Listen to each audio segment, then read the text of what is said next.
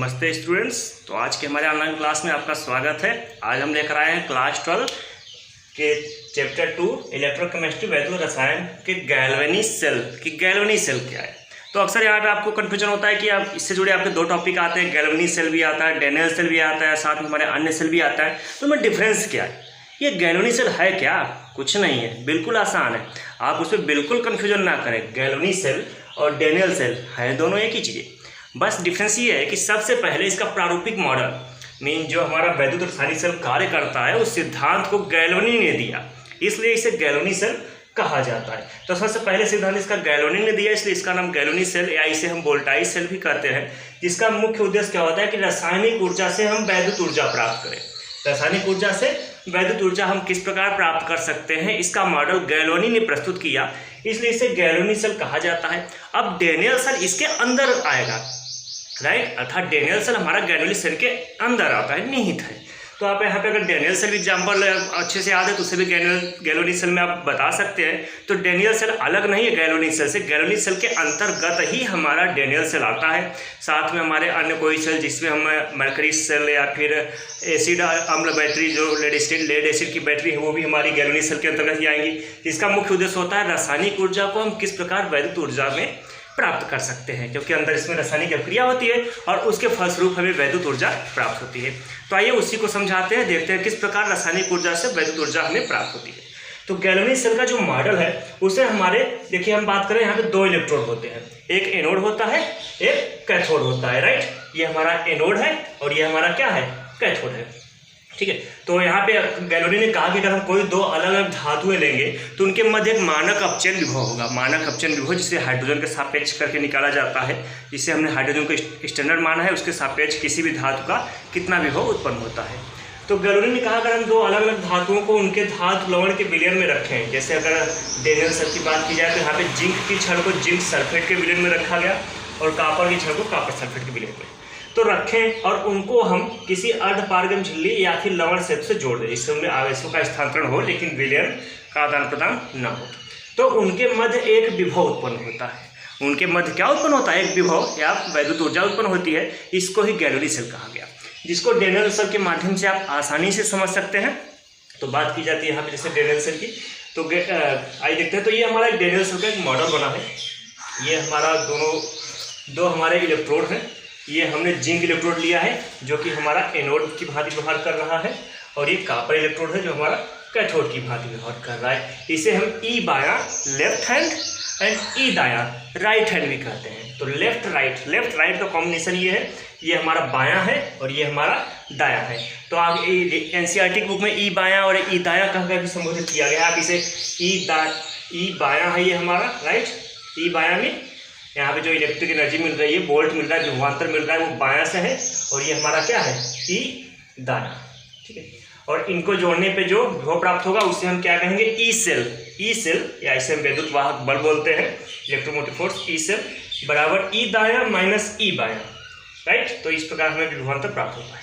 तो आइए देखते हैं हम ई बायां। सबसे पहले ई बायां मीन जो हमारे बाईं तरफ होगा, जिसका हमारा क्या होगा यहाँ पे ऑक्सीकरण एस। अब कोई भी जो धातु हम चयन करेंगे उसमें एक प्रबल ऑक्सीकृत होगी, दुर्बल ऑक्सीकृत, या जो प्रबल ऑक्सीकरण होगा उसे हम ई बायां बनाएंगे, जो दुर्बल होगा उसे ई दायां बनाएंगे।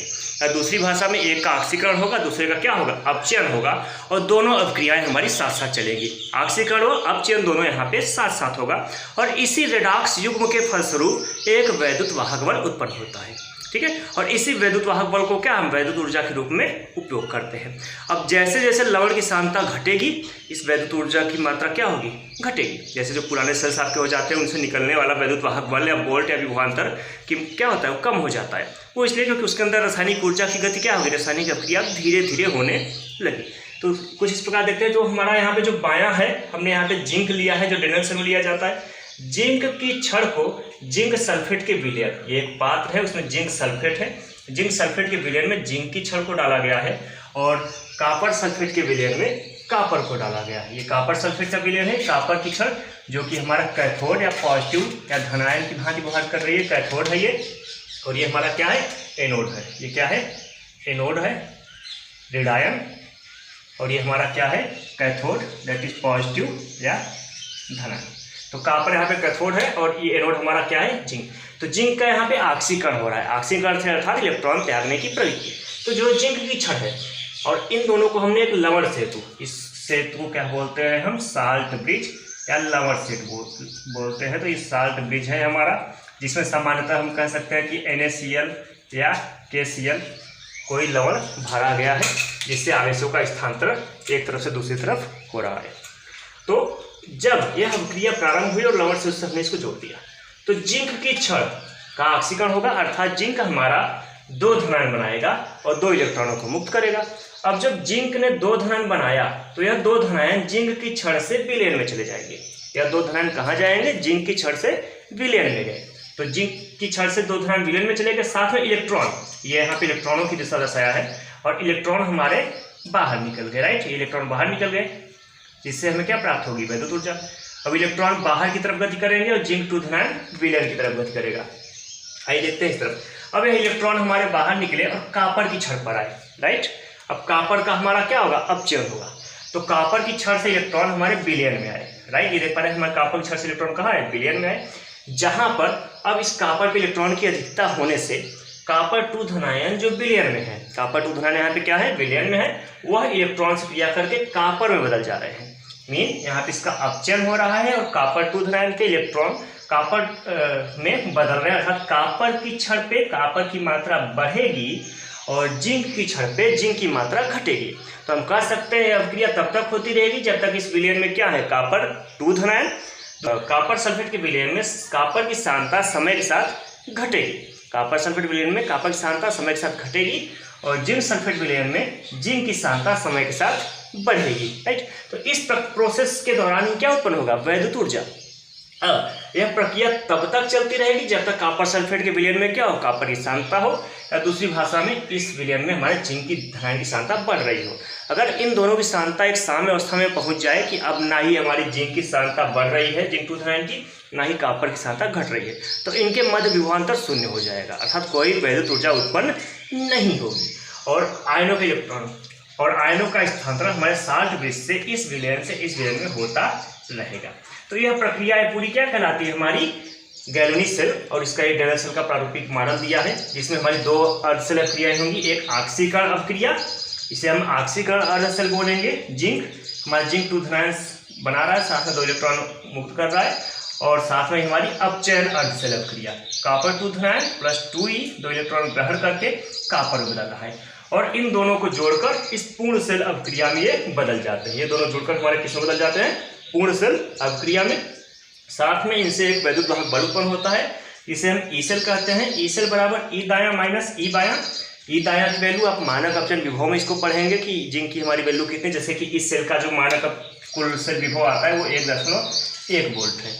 तो आगे हम मानक अपचयन विभव पढ़ेंगे, तो उसमें देखेंगे कि कैसे हम ज्ञात करते हैं मानक अपचयन विभव, जहाँ में किसी भी स्पीसीज को हाइड्रोजन के सापेक्ष जो उसकी विभवांतर उत्पन्न होता है उसी को क्या कहा जाता है, 1 मोल सांद्रता विलयन पे लेने पे जो विभवांतर उत्पन्न होता है उसे ये मानक अपचयन विभव कहते हैं, जिसे समांतर भी हम हाइड्रोजन को शून्य मानकर लिया गया है।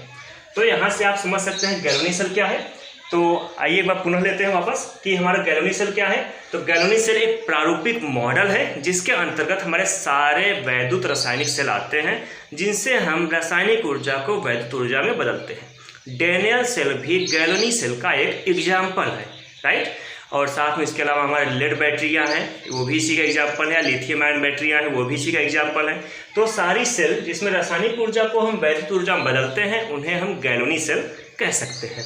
आप गैल्वेनिक सेल का अगर आपको बोर्ड एग्जाम में आता है तो आप नो डाउट आप डैनियल सेल का एग्जाम्पल ये बना सकते हैं, ठीक है। जिसमें हमारी क्या होती है, साथ साथ ऑक्सीकरण व अपचयन अभिक्रियाएं साथ साथ चलती हैं, जिसके फलस्वरूप रेडॉक्स अभिक्रिया संपन्न होती है और हमारी वैद्युत ऊर्जा उत्पन्न होती है, ठीक है। तो आप इसको अच्छे से देख सकते हो। तो आपको हमारा वीडियो कैसा लगा जरूर बताएं। कोई क्वेरी हो तो कमेंट बॉक्स में टाइप करें। तो feel free to ask me. Keep watching. नमस्कार।